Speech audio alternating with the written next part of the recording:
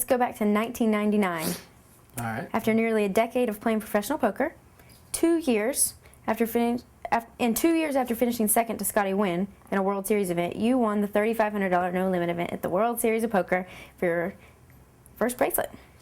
Yeah, that was actually the second biggest tournament in the world at the time. We had the 10,000 main event at the Horseshoe, and then there was the 3,500, and that was it. And I think that I beat something like 300 and something people out of that, and that was more of a statement tournament. The things that all you heard was, oh, Mike's the guy that backs Scotty, Mike's the guy that backs Scotty, and I was getting really no credit in the poker world, so I was really out to prove something to myself. And I knew how good a player I was, and I really, that was actually my second no-limit tournament, so it was, I really took to it real well, and you know, it was a big tournament. And it's funny, I was reading in Bluff magazine the other day, the 6 best players to never win a major. If I've never won a major, I don't know who hasn't, you know. I mean, I won 2 World Series events, I won the Tournament of Champions, I won the Poker Superstars, but I've never won a major. All right. That's weird. Because they you know, they say like 10,000 events a major or whatever, but A bracelet's a major. well, it's not just that, it's you know, it's not my fault I get fucked on the river. Finished second like 3 times to 2 otters. So tell me how you felt that day, the first bracelet. It was great. It was really exciting. I was really happy. It really wasn't. I was new to the game, so it was really like not. You know, it was really euphoric feeling, but it wasn't near the euphoric feeling it was when I won the Omaha 8 or better tournament. So. Yeah. Well, where does that one rank among your accomplishments? What would you say? The first bracelet, pretty. I don't know. It's down my list. My biggest accomplishment always was winning the Omaha 8 or better tournament against Daniel in '02, and that's because everybody considered me the best Omaha player in the world, and it was the championship Omaha tournament. And I told everybody no matter what happened, I was going to win it, and I went out and won it.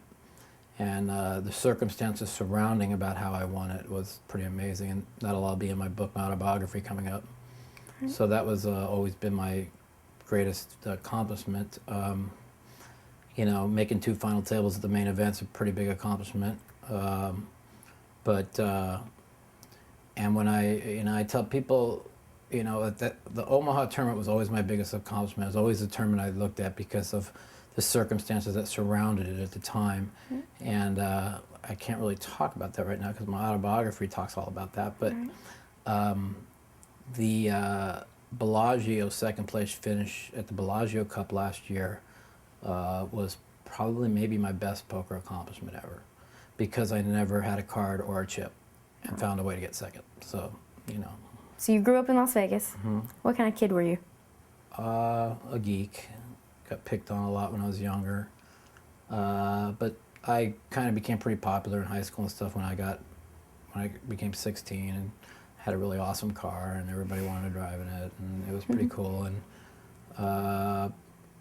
I kind of basically did my race car and my bowling until I was about 21.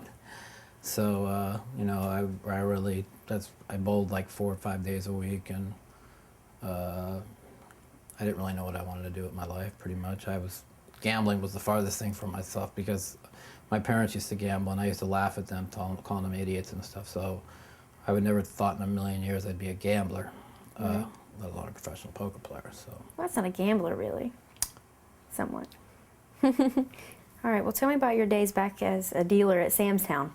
What was that like? Dealing was... I went to dealing because I got sick of grinding in poker. I mean, I was grinding for like a month, or like for like a year, like putting in like 8 hours a day, and I was averaging 400 a week, you know, but it was just such a grind. So I decided that if I learned how to deal, the dealers were making like $750, $800 a week, and I'd be around what I like to do. So I learned how to deal without the grind. And dealing was fun for about the first 6 months. I loved it. And then after that, I hated it. So, you know. Some people say the dealers always become better poker players. I was a great poker player that became a phenomenal poker player by dealing. I used to be able to just, when most people were in the box running the game, I'm in there trying to figure out what everybody had. So that really really helped me out a lot. And God, they can never get me to deal again. I feel sorry for anybody who has to deal poker. Well, you did quit your dealing job to pursue full-time poker. Yeah, November 26th of '96, I took a leave of absence. I was getting an older gentleman named Neil that came into Samstown all the time, was willing to stake me. And off we went. I took a 1 month leave of absence. We made like 20 grand the first month, and really kind of never looked back. Had tremendous success early, and just like all the young kids seem to have tremendous success early.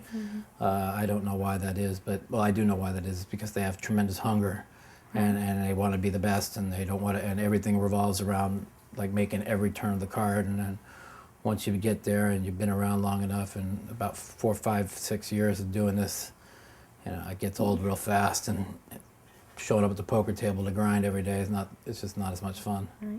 I love playing poker, but I mean, I just, but I don't know if I love playing it or I'm just sick. I'm not sure yet.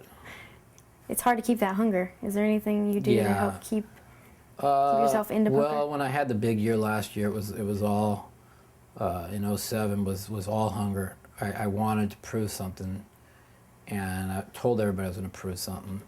And now, '08 so far, it's really not been much hunger. I've been struggling and financially, and you'd say normally when I'm struggling financially, I have tremendous hunger, but I'm kind of down about a lot of things, and I'm working on a lot of projects, and I got I got all these different projects going that I'm getting a lot of money from coming in that I'm working on. So it's and I'm kind of hurting a little bit too. So it's kind of hard for me to focus directly with poker so far, and hopefully I'll change this around. Right. I heard one time that you won 51 out of 53 cash game sessions, like early in your career. Yeah, that was. That's a true story. That's I always play a 40-80 hold'em. I was the best limit hold'em player in the world. Me, David Chu, Todd Brunson, Mickey. There was like 5 of us. This guy Steve. I mean, we were just so good. And now I suck at limit hold'em now. I mean, What do you think changed? Well, limit hold'em's a game of feel.